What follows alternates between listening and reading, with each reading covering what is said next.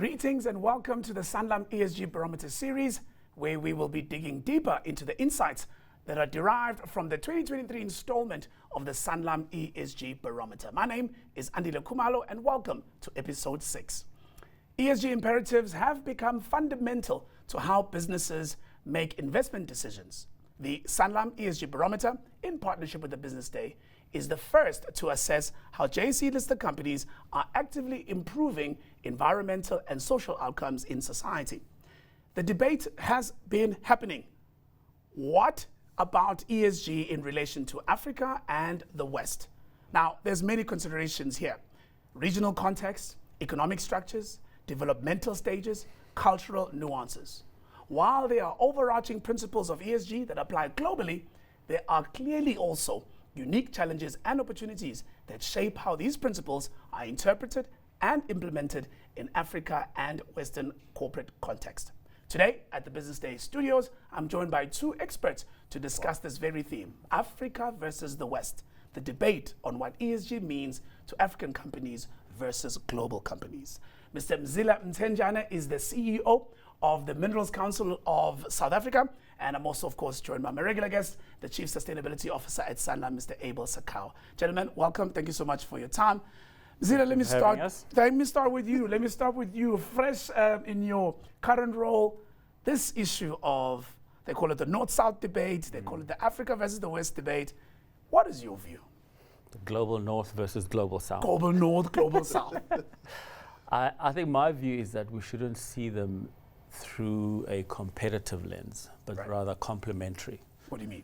So firstly, global North is the richer nations and global South are largely the emerging markets. The issue then becomes one of capital, which is the global North, and resources, which is the demand, where the demand will come from the resources and the supply for those commodities. There will be a need for capital to be able to take advantage of this resource endowment of the global South and Africa. And so what I've observed through the years is that, in fact, ESG is becoming that meeting point between capital and the potential extraction of resources. And so I don't see it as global West versus Africa, but rather the complementary nature of capital and the need for resources. And this is going to come forward more and more as the issue of moving forward to a low carbon future and critical minerals being required to be able to achieve that ambition. Got you. Abel, though, part of the debate, or central in the debate, by my observation, is this issue on climate change. You know, you've got the global North saying, we've got this issue we got to address, reduce your emissions, and, you know, the movement has been growing, carbon credits, all sorts of things. And global South going, well, are we necessarily the biggest emitters? Is this our problem to solve? What's your thoughts? Yeah, thanks, Andy. And I think that's the reality. You know, probably with the exception of South Africa, in terms of our emission intensity. But we can conveniently hide behind the rest of the continent. Right? Yeah. Then we can say, you know, Africa contributes, probably, is it, depending on what you rate, less than 3% or 4% of global GHG emissions. And I think for us, you know, from a global South perspective, the context of emissions and ESG, for us, what is important is adaptation and resilience. How do we make sure that African economies and society is resilient to the changes in weather patterns? Because that is happening today. You know, you look at South Africa, we had snow. You know, we are now in a heat wave. We had floods. To say, how then do you make sure that the global South infrastructure and society communities are provided with the financial resources to make their economies resilient? And we've had debates, and this discussion is happening when COP28 is about to start, where, you know, the global North or the Annexure 1 countries committed to provide financial support to African countries. That has never materialized.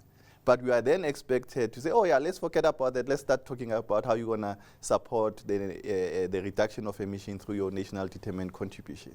So you've got this power struggle that happens where debates and discussions shift on the basis of what is the flavor of that particular year from the global north in terms of discussion. And the African countries, or the group of 77 from Africa, tends to want to say, no, we are not moving until we deal with issues of loss and damages. We deal with issues of adaptation. We deal with issues of climate funding. We deal with issues of technology transfer. So that's where the real debates should happen. Right. You know. Mzila? That's an important issue that Abel is mentioning, because whilst climate change is a global issue, what matters the most is actually at the local level. And there are different local nuances and contexts for each region around the world. And so, you know, I don't think any of the African countries or emerging markets are necessarily saying they don't want to contribute towards a safer world in terms of mitigation. Yeah. But it has to start from where they are, and as far as what are the capabilities, what are the specific issues and challenges, and I think more importantly, opportunities in as far as responding to climate change that they need to embark on for that particular country.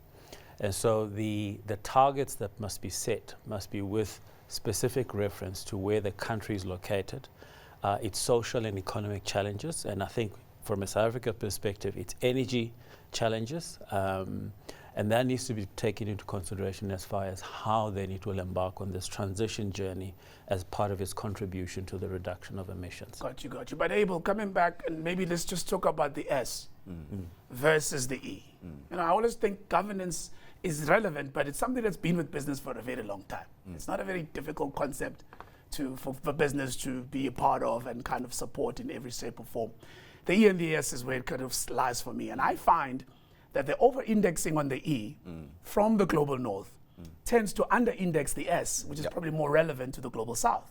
Now, how do we ensure that, to Mzila's point, that we should be using ESG as a place for us to collaborate and work together, how do we ensure that our agenda of also putting effort towards the S happens in this collaboration? Yeah, and it's critical, especially the S. Because if you think about the whole notion of sustainable development is to make sure that future generations are able to prosper. But future generations, we mean communities, we mean people. Yeah. You know, but sometimes we forget that, you know, this future generation, there's actually a body behind it. We think, oh yeah, it's, you know, we protect the trees. You know, they will have a better life if, you know, we protect African rainforest. You know, and it's not like that, you know. So we then have to balance to say, if the globe can benefit from Africa preserving their forests, because Africa is the lungs to remove GHG emissions. What is the world willing to pay for that? We have not given that an economic value, but we discuss it as part of the adaptation. But for us, it must then have an economic value. Exactly. You know, to say if we are going to stop deforestation, we're going to make sure that we support the mitigation, there is a value associated with this, and this is it for Africa. Zila? So there's very interesting research I read which was entitled The Rise of the S. So the S element is becoming increasingly important. And the reason for that is for what we mentioned earlier about the fact that we live in South Africa, we live in Africa, and so we have to consider how climate change will impact us from where we live. And given that, the consideration for S and the need to transition needs to take into account the fact that if we transition as a country and today we decide we no longer use coal, what's going to be the social impact of that? While it may have an environmental impact, the social consequences are going to be huge. Therefore, we cannot take the same step in the same pace as the global north in as far as how we transition. So I think what's becoming important is that as a country and as a region, we're going to be clear of our plan of how we're going to transition.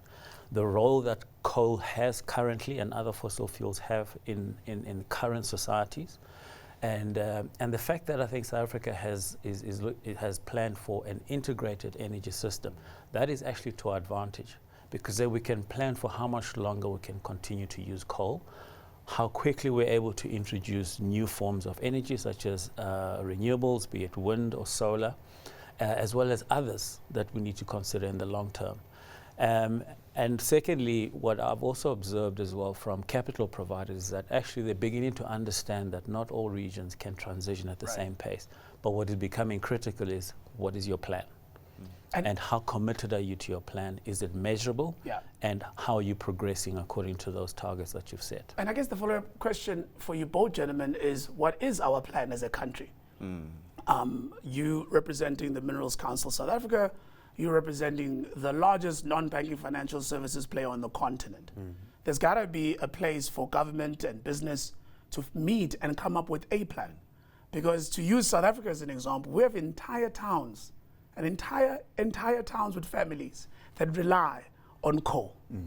And if we are going to transition into renewable energy sources in the fullness of time, what happens to the people that live in those communities? So I have to ask you, how do we negotiate for ourselves the right pace of that transition to ensure that we don't have a social mess in front of our hands because we're pursuing this transition into a renewable world? Your thoughts? I'll let him answer that question first from a technical perspective, because he's been involved with it in terms of the national targets, and then I'll speak after and I'll answer it from also the African perspective. So one of the things that happened is that now you've got African countries through the G77 negotiating as a bloc. But what has never happened is that you still have a South African plan. You don't have an African plan in those negotiations. And we just need then to transition. Because Europe, when Europe negotiates, you negotiate as the EU. You don't see Spain, you don't see France. And that's where the gap is for African countries to say, how do we go into those organizations to say, South Africa is strong here. Namibia is strong here. Let's have a transition plan for Africa. And when we negotiate, because what then happens is that, the West then come, or the global North comes and goes to South Africa and say, oh, we've got 8.5 billion. And South Africa says, oh, we can use the 8.5 billion. The next time, this morning I heard that there's also money that's going to flow to Nigeria to start building renewable energy. And that divides. Because you don't have a uniform plan that should guide where flow of capital in the African continent should go, and for what particular reason, for the benefit of Africans. Got you. And so to pick up from that, from an industry perspective, we've seen how, JSE listed companies have got their own transition plans to varying degrees. Where the gap is how those link to the national plan and the South African national plan, because those do need to talk to each other.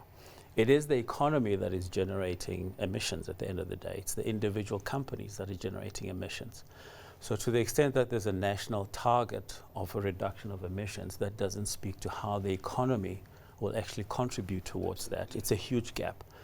And this is where your point becomes important around government and business coming together to understand how the targets that we've established, how do they cascade to the mining industry, to the construction industry, to the cement industry, to Eskom, and to some of the other large emitters. And then that also eventually has to go to the individual companies within each sector. And I think in the main, we'll get it right. It's not about being accurate, but I think on a ballpark basis, each company will be able to know that with the strategy that I've put in place, this is what it contributes towards the country getting closer to its targets. Thank you so much, gentlemen. I think your point about business and government getting together, and your point about the continent speaking as one voice, is potentially where the magic lies. Thank you so much, Abel. Thank you so much, Mzila. Thank you. And thank you, ladies and gentlemen, for joining us, because this brings us to the end of episode 6. And with that, the end of the entire Sanlam ESG Barometer series for 2023. I'd like to thank our partners at Sanlam for making this happen, and of course, our hosts here at BDTV. Now, 2024, of course, there'll be another installment of the Sanlam ESG Barometer, so do look forward to that. Otherwise, goodbye.